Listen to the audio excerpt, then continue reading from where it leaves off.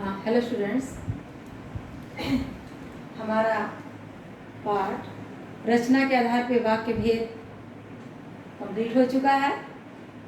आज हम आपको यह बताएंगे कि एग्ज़ाम में इस चैप्टर से किस तरह से क्वेश्चन पूछे जाएंगे। तो बच्चों, इसमें यह जो है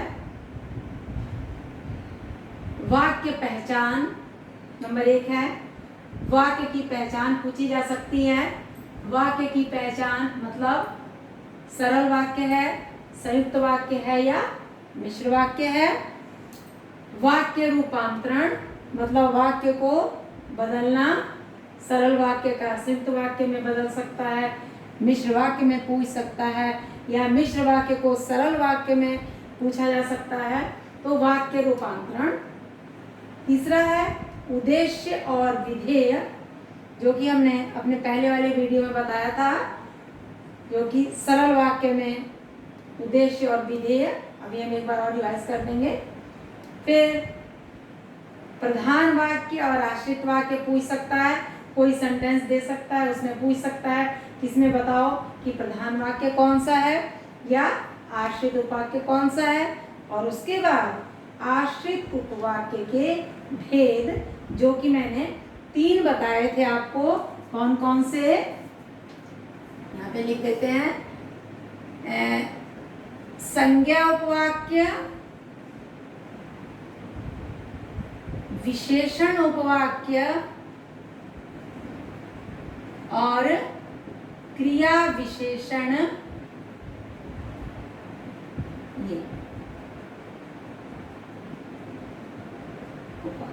ये 3 इसके भेद हैं। ये पूछ सकता है कि इस सेंटेंस में ये आश्रित उपवाक्य छाटिए तथा उसका भेद बताइए। आश्रित उपवाक्य का भेद, ये इस तरह के इतने क्वेश्चन आपसे पूछे जा सकते हैं। तो पहले हम चलते हैं वाक्य पहचान पे। वाक्य की पहचान हम लोग कर लें। जैसे उसने तेज दौड़ लगाई किंतु गाड़ी न पकड़ सका।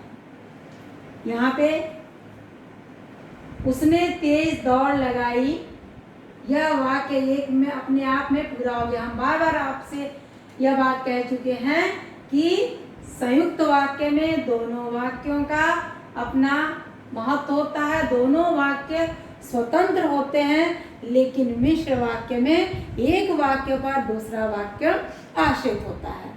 तो हम जब भी कोई सेंटेंस देखेंगे तो उसको सरल तो क्लियर ही हो जाएगा, लेकिन संयुक्त और मिश्र में जब दिक्कत आएगी तो हम यह देखेंगे कि क्या यह वाक्य स्वतंत्र है। अगर एक वाक्य उसमें से स्वतंत्र है यानी वह संयुक्त वाक्य है। तो इसमें देखिए, उसने तेज दौड़ लगाई, अगर हम इसको हटा दें तो यह वाक्य अपने में पूरा है, तो यानी यह संयुक्त वाक्य है। संयुक्त वाक्य किंतु से जुड़ा है, ये देखिए, तो किंतु गाड़ी न पकड़ सका, यह समानाधिकरण समुच्चय बोधक विरोधवाचक से यह जुड़ा है, तो यह हमारा संयुक्त वाक्य हो गया। वीर हनुमान ने लंका में आग लगा दी।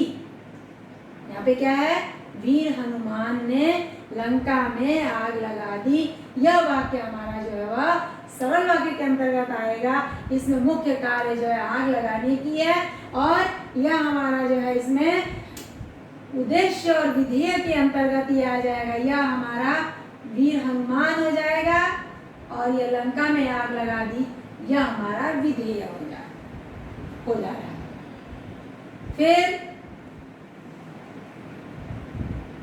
तो यह हमारा वाक्य पहचान के अंतर्गत यह हमारा सरल वाक्य होगा। उसके बाद वह लड़का ऐसे चल रहा है जैसे कोई बीमार चलता है। इसमें हम देख लेते हैं, वह लड़का ऐसे चल रहा है। जब तक हम यह वाक्य नहीं लिखेंगे तब तक इस ऐसे का आंसर हमको नहीं मिलेगा। यानी क्लियर हो गया यह कि इसमें एक वाक्य प्रधान है और दूसरा आश्रित है, तो यह मिश्र वाक्य है। तीसरा, वह इसलिए आएगा ताकि आपसे बात कर सके। इसमें भी हमारा इसलिए आएगा, किस लिए? ताकि आपसे बात कर सके। एक के बिना दूसरा पूर्ण है, अर्थात यह मिश्र वाक्य है। मैंने निश्चय किया, क्या निश्चय किया कि कल मैं दिल्ली जाऊंगा।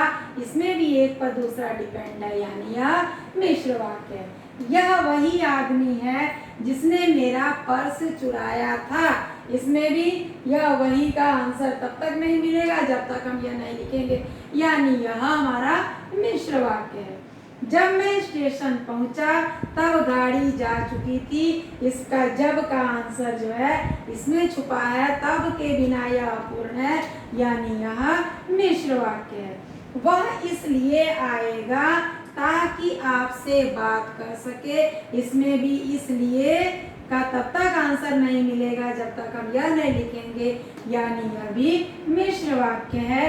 बच्चे वैसे करते हैं जैसे उन्हें सिखाया जाता है।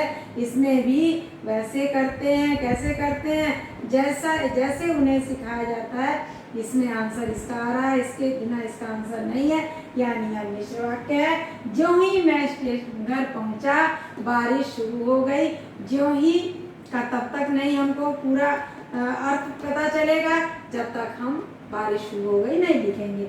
यदि बोलना नहीं आता तो चुप रहना चाहिए। तो यदि का आंसर जो है इसके कारण ही मिल रहा है, तो यह भी हमारा मिश्र वाक्य है। क्लियर हो गया। अब हमारा अगला है वाक्य रूपांतरण। वाक्य रूपांतरण हमने अभी किया है, थोड़ा सा इसको देख लिया जा रहा है। जैसे मान लो उसने तेज दौड़ लगाई किंतु गाड़ी ना पकड़ सका। अगर इसको हमें सरल वाक्य में कन्वर्ट करना है तो हम, ये हमने संयुक्त वाक्य बताया था, संयुक्त वाक्य को हम सरल वाक्य में बदलेंगे। तो कैसे हम इसको बनाएंगे? तेज दौड़ लगाने के बावजूद वह गाड़ी ना पकड़ सका। वीर हनुमान ने लंका में आग लगाई। तो यह हमारा सरल वाक्य है। अभी मैंने बताया था उद्देश्य विधेय हमने इसमें बताया, ये वाला उद्देश्य और विधेय। तो उद्देश्य मतलब सब्जेक्ट और ये विधेय। तो वीर हनुमान है, हालांकि हनुमान है लेकिन वीर जो है इसको इसका विस्तार कर रहे, विशेषता बता रहे, विस्तार कर रहे, तो पूरा हमारा वीर हनुमान हो गया। तो इसको हम लोग सरल को मिश्र में बदल दे रहे हैं। जो वीर हनुमान हैं उन्होंने लंका में आग लगा दी। इसको अगर संयुक्त में बदलेंगे तो कैसे होगा? वह वीर हनुमान है और उन्होंने लंका में आग लगा दी। या फिर हनुमान वीर हैं इसलिए उन्होंने लंका में आग लगा दी। इस तरह से करके हम इसको संयुक्त वाक्य में बदल सकते हैं। वह लड़का ऐसे चल रहा है जैसे कोई बीमार चलता है। इसको हम लोग, कौन सा वाक्य है ये? मिश्र वाक्य है। ऐसे पर जैसे, ये दोनों आपस में आश्रित हैं, तो इसको हम लोग सरल वाक्य में वही बदलेंगे। वह लड़का बीमार की तरह चल रहा है। वह इसलिए आएगा ताकि आपसे बात कर सके। मिश्र वाक्य है, इसको सरल में हम लोग बदलें।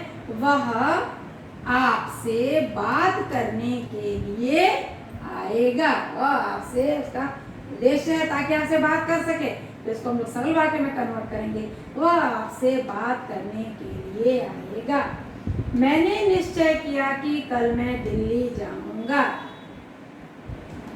के द्वारा जुड़ा है ये, तो इसको हम लोग सरल में बदलें। मैंने कल दिल्ली जाने का निश्चय किया। यह वही आदमी है जिसने मेरा पर्स चुराया था। यह ऐसे करें, मेरा पर्स चुराने वाला यही आदमी है। मेरा पर्स चुरा, सरल वाक्य में बदलना है। सरल वाक्य में हमको एक सेंटेंस बनाना है, मुख्य क्रिया एक। तो मेरा पर्स चुराने वाला यही आदमी है। जब मैं स्टेशन पहुंचा तब गाड़ी जा चुकी थी। सरल वाक्य बदले, मेरे स्टेशन पहुंचने पर गाड़ी मेरे स्टेशन जा चुकी थी, यानी पहले ही जा चुकी थी। तो मेरे स्टेशन पहुंचने से पहले गाड़ी जा चुकी थी। हमने बार बार कहा हमने कि अर्थ बदलना नहीं चाहिए। वह इसलिए आएगा ताकि आपसे बात कर सके, वह आपसे बात करने के लिए आएगा। सरल वाक्य हो गया। बच्चे वैसे करते हैं जैसे उन्हें सिखाया जाता है। बच्चे सिखाए जाने जैसा करते हैं। बच्चे सिखाए जाने के अनुरूप करते हैं। ज्यों ही मैं घर पहुंचा बारिश शुरू हो गई। यहाँ इसमें पहुंच गया, ज्यों ही पहुंचा, घर पहुंच चुका है, तब बारिश शुरू हुई। तो हम इसको सरल वाक्य में बदलेंगे तो कैसे करेंगे? मेरे घर पहुंचने पर या मेरे घर पहुंचते ही ज्यों का इसमें अर्थ आना चाहिए। तो मेरे घर पहुंचते ही बारिश शुरू हो गई। यदि बोलना नहीं आता तो चुप रहना चाहिए। बोलना न आने पर चुप रहना चाहिए। बोलना न आने पर चुप रहना चाहिए। ये हमारा हो गया वाक्य रूपांतर। उद्देश्य विधेय हमने इसमें बता दिया। उद्देश्य विधेय सरल वाक्य में ही होगा। एक वाक्य सरल है, इसमें हमने उद्देश्य विधेय बता दिया। अब हमारे सामने है प्रधान वाक्य और आश्रित उपवाक्य। प्रधान वाक्य और आश्रित उपवाक्य का जैसा कि मैंने बताया था, आश्रित उपवाक्य की क्रिया बदल जाती है। तो आइए हम लोग देख लें। ये तो चूंकि संयुक्त है, इसमें कोई सवाल ही नहीं है, यह सरल है। ये हमारे जो है 9 सेंटेंस है। 9 सेंटेंस में हम प्रधान और आश्रित दोनों छांटेंगे और साथ में हम लोग आश्रित उपवाक्य के भेद भी छांटेंगे। हम लोग इसमें 3 चीजें एक साथ करेंगे। प्रधान वाक्य छांटेंगे, आश्रित उपवाक्य छांटेंगे और आश्रित उपवाक्य के भेद छांटेंगे। आइए। वह लड़का ऐसे चल रहा है जैसे कोई बीमार चलता है। तो हमने इसको बदला था कैसे? वह लड़का बीमारों की तरह चल रहा है। यह हमारा नहीं बदला, तो यह हमारा प्रधान वाक्य हो गया। तो अगर हमारे एग्जाम में पूछा जाएगा कि इसमें से सेंटेंस तो ये रहेगा, इसमें से प्रधान वाक्य लिखिए, तो हम लोग क्या करेंगे? इसको हम लोग अलग कर देंगे कि वह लड़का ऐसे चल रहा है। यह हमारा प्रधान वाक्य। अगर पूछता है कि आश्रित उपवाक्य बताइए, तो हम लोग यहाँ से यह सेंटेंस लिख देंगे कि कोई जैसे कोई बीमार चलता है, यह हमारा आश्रित उपवाक्य। अब आश्रित उपवाक्य का भेद, क्योंकि चूंकि मिश्र वाक्य में ही होना है, ये प्रधान और आश्रित मिश्र वाक्य में होगा, तो हमने प्रधान और आश्रित फाइंड आउट कर दिया इस सेंटेंस में। अब हम लोग ये क्वेश्चन भी इसी में फाइंड आउट करते हैं। आश्रित वाक्य के भेद 3 है हमारे सामने: संज्ञा, विशेषण, क्रिया विशेषण। इनमें से क्या होगा? यह चलने की विशेषता बता रहा है। किसकी विशेषता बता रहा है? ऐसे चल रहा है जैसे कोई बीमार। तो चलने की विशेषता बता रहा है, क्रिया की विशेषता बता रहा है, तो यह क्रिया विशेषण के अंतर्गत हमारा आ जाएगा। तो क्रिया विशेषण उपवाक्य, क्रिया विशेषण आश्रित उपवाक्य। आगे, वह इसलिए आएगा ताकि आपसे बात कर सके। इसमें हमारा प्रधान और आश्रित छांटिए। कैसे होगा?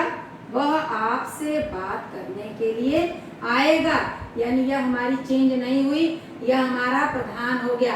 अगर एग्जाम में प्रधान वाक्य पूछता है तो हम केवल उसमें आंसर में क्या लिखेंगे? वह इसलिए आएगा। अगर आश्रित वाक्य पूछता है तो हम लोग क्या लिखेंगे? ताकि आपसे बात कर सके। ये हो गया। अगर पूछता है कि आश्रित उपवाक्य का भेद लिखिए, तो हम क्या लिखेंगे? वह इसलिए आएगा। इसकी क्रिया का वो कर रहा है, तो ताकि आपसे बात कर सके। यहाँ भी क्रिया की विशेषता बता रहा है, तो हमारा यहाँ भी क्रिया विशेषण के अंतर्गत आ जाएगा। इसके बाद, मैंने निश्चय किया कि कल मैं दिल्ली जाऊंगा। इसको हमने प्रधान वाक्य छांटिए। इसमें क्या?